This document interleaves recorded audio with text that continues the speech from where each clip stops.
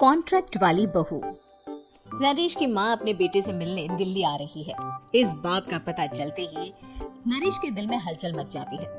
नरेश अपनी माँ के स्वागत की तैयारी में लग जाता है। साथ ही उसे डर भी सताने लगता है कि उसकी माँ कहीं अपनी पुरानी जिद पर फिर से बैठ ना जाए। हे भगवान, इस बार बचा लो। अगले साल पक्का माँ की जिद पूरी कर दूंगा। तभी दरवाजे की घंटी बजती है। नरेश दरवाजा खोलता है तो सामने अपने मकान मालिक को देखकर हैरान हो जाता है, क्योंकि उनके साथ एक सुंदर सी लड़की भी थी। अब नमस्ते अंकल, कुछ काम था, मुझे बुला लेते। आपने क्यों कष्ट किया? अरे नहीं नहीं, इसमें कष्ट कैसा। मैं तो बस तुम्हें रीना से मिलवाने आया था। आज से रीना तुम्हारे साथ इसी फ्लैट में रहेगी। अंकल, कोई लड़का फ्लैटमेट नहीं है? एक अनजान लड़की के साथ रहना मेरे लिए थोड़ा अजीब होगा। देखो नरेश, मैं तुम्हें पहले भी बता चुका हूँ कि इस फ्लैट में तुम्हें किसी ना किसी के साथ एडजस्ट करना ही होगा, या फिर तुम अकेले पूरे फ्लैट का किराया दे दो, मैं किसी को नहीं रखूंगा। नरेश अपने मकान मालिक की बात सुन के रीना के साथ रहने के लिए तैयार हो जाता है, पर अंदर ही अंदर उसे ये बात खाने लगती है कि वो अपनी माँ को क्या जवाब देगा जब उसकी माँ रीना के बारे में उसे पूछेगी। दिन बीतने लगते हैं। नरेश और रीना अच्छे दोस्त भी बन जाते हैं, पर अभी भी नरेश अपनी प्रॉब्लम का सलूशन नहीं ढूंढ पाता। एक दिन नरेश बहुत परेशान सा बैठा होता है। तभी रीना उसे पूछती है, क्या हुआ नरेश, तुम काफी परेशान लग रहे हो, सब ठीक तो है ना? हाँ सब ठीक है, बस एक छोटी सी प्रॉब्लम है। वो एक्चुअली 2 दिन बाद मेरी माँ मुझसे मिलने आ रही है। अरे तो इसमें प्रॉब्लम क्या है? ये तो खुशी की बात है। हाँ रीना, बट मेरी माँ एक जिद लेकर बैठ गई है कि मैं शादी कर लूँ, पर मैं अभी इस चीज के लिए तैयार नहीं हूँ। ऊपर से जब वो तुम्हें देखेगी तो 100 सवाल करेगी, क्या जवाब दूंगा? अरे इसमें कोई टेंशन वाली बात नहीं है। मेरे पास ना इस प्रॉब्लम का सलूशन है, जिससे ना तुम्हें शादी करनी पड़ेगी और ना ही तुम्हारी माँ मेरे बारे में कुछ पूछेंगी। रीना की बात सुनकर नरेश सोच में डूब जाता है।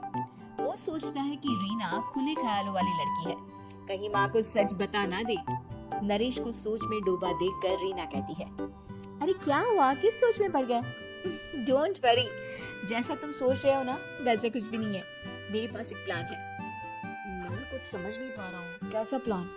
मैं समझाती हूँ। हम ना एक कॉन्ट्रैक्ट मैरिज कर लेते हैं। फिलहाल मेरे पास जॉब नहीं है, तो तुम इस रूम का किराया दे देना जब तक तुम्हारी माँ यहाँ रहेंगी, सिर्फ तब तक। और तुम अपनी माँ से कह देना कि मैं तुम्हारी पत्नी हूँ, इससे वो मेरे यहाँ रहने पर कोई सवाल भी नहीं करेंगी। अरे बात तुम्हारी ठीक है, पर माँ से झूठ बोलना, ना ना बाबा, मैं ये रिस्क नहीं ले सकता।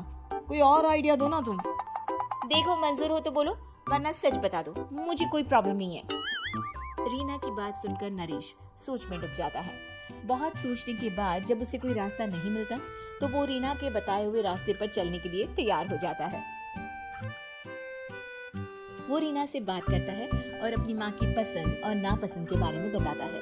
रीना भी नरेश की सभी बातों को ध्यान से सुनती है ताकि कहीं उससे कोई गलती ना हो जाए। आखिर वो दिन भी आ जाता है जब नरेश की माँ उससे मिलने दिल्ली आ जाती है। नरेश अपनी माँ को फ्लैट पर लेकर जाता है। जैसे ही नरेश की माँ फ्लैट के अंदर जाती है, रीना उसके पैर छू लेती है। ये देखकर नरेश की माँ थोड़ी घबरा जाती है और नरेश से पूछती है, अरे बेटा नरेश, ये कौन है? माँ, ये आपकी बहू रीना है। माफी चाहता हूँ, सब कुछ इतनी जल्दी में हुआ कि आपको बता ही नहीं पाया, इसलिए सोचा कि क्यों ना आपको सरप्राइज दिया जाए। अरे बेटा, मैं तो बस तेरा घर बसा हुआ देखना चाहती थी।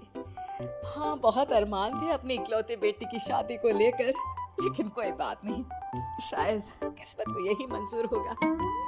ये कहते ही नरेश की माँ रीना को गले लगा लेती है। रीना बेटिया, मेरा बेटा ना थोड़ा नादान है, पर तुम काफी समझदार लगती हो और मैं जानती हूँ कि तुम इसका बहुत अच्छे से ध्यान रखोगी। माँ आप चिंता मत कीजिए, मैं सब संभालूंगी। नरेश की माँ अपने बहू और बेटे के साथ खुशी खुशी रहने लगती है। दिन बीतने लगते हैं। नरेश की माँ और रीना का रिश्ता बहुत मजबूत होता चला जाता है। वो दोनों सारा दिन एक साथ रहती और खूब बातें करती। इधर साथ रहते रहते नरेश और रीना भी एक दूसरे से प्यार करने लगते हैं। दोनों को इस बात का एहसास हो जाता है, फिर भी वो इस बात को छुपा कर ही रखते हैं। एक दिन नरेश की माँ और रीना शादी के बारे में बात करने लगते हैं। रीना बिटिया, ये तो नरेश ने मुझे बिना बताए शादी कर ली। वरना मैं तो अपनी इकलौती बेटी की शादी इतनी धूमधाम से करती कि सारी दुनिया देखती रह जाती। अच्छा माँ, आप ऐसा भी क्या करती नरेश और मेरी शादी में जो दुनिया देखती रह जाती? अरे बिटिया, एक माँ के अरमान तुम अभी नहीं समझोगी। मैं तो अपनी बहू को एक रानी की तरह लेकर आती और शादी भी बिल्कुल शाही अंदाज में करती, पर मेरे तो सारे अरमान ऐसे ही रह गए। खैर, मुझे तो अपने बेटे और बहू की खुशी चाहिए बस। ये कहते हुए नरेश की माँ की आंखों में आंसू आ जाते हैं। रीना भी ये सुनकर ख्यालों में खो जाती है, क्योंकि वो भी मन ही मन खुद को नरेश की पत्नी और उसकी माँ की बहू मानने लगी थी। शाम को जब नरेश ऑफिस से घर आता है तो रीना खुद को रोक नहीं पाती और नरेश के सामने उसकी माँ को अपने और नरेश के रिश्ते का सारा सच बता देती है। रीना की बात सुनकर नरेश की माँ दोनों से बहुत नाराज हो जाती है और घर वापस जाने की बात करने लगती है। तुम दोनों ने मुझसे सच छुपाकर बहुत ठेस पहुंचाई है मुझे। अब तुम लोगों के साथ नहीं रहना चाहती मैं, कल ही वापस चली जाऊंगी अपने घर। माँ मुझे माफ कर दो, ये सब मैंने रीना के कहने पर ही किया है, वरना मैं भी आपको कभी ठेस पहुंचाने के बारे में सोच भी नहीं सकता। हाँ माँ, हमने ये सिर्फ आपका दिल रखने के लिए किया, प्लीज हम दोनों को माफ कर दीजिए। तुम दोनों ने मेरे अरमानों के साथ खिलवाड़ किया है और वैसे भी मुझे अपने बेटे के लिए एक अच्छी लड़की ढूंढनी है, इसलिए मेरा यहाँ से जाना ही बेहतर होगा। माँ की ये बात सुनकर रीना खुद को रोक नहीं पाती। माँ, क्या मैं आपके घर की बहू बनने लायक नहीं हूँ? रीना की बात सुनकर नरेश हैरान रह जाता है। नरेश की माँ भी कुछ समझ नहीं पाती। मैं कुछ समझी नहीं, आखिर तुम कहना क्या चाहती हो? माँ, मैं वो नरेश से बहुत प्यार करती हूँ और साथ ही साथ मैं आपको भी अपनी माँ मान बैठी हूँ। आज जब आपकी बातें सुनी तो खुद को रोक नहीं पाई, इसलिए सारा सच आपको बता दिया। रीना की बात सुनकर नरेश की माँ की आंखों में आंसू आ जाते हैं और वो अपने बेटे नरेश और रीना को गले लगा लेती है। मेरे घर की बहू तो सिर्फ रीना बिटिया ही बनेगी। मैं आज ही तुम दोनों की शादी की तारीख निकलवा दूंगी, बस एक बार तुम्हारे घर वाले मान जाए। उसी दिन रीना के माता पिता भी उनके फ्लैट पर आ जाते हैं। दोनों परिवार आपस में बैठकर बातें करते हैं और शादी के लिए राजी हो जाते हैं। रीना भी कॉन्ट्रैक्ट फाड़ देती है और कहती है, सही मायने में मैं अब बहू बनूंगी, अब तक तो सिर्फ कॉन्ट्रैक्ट वाली बहू थी।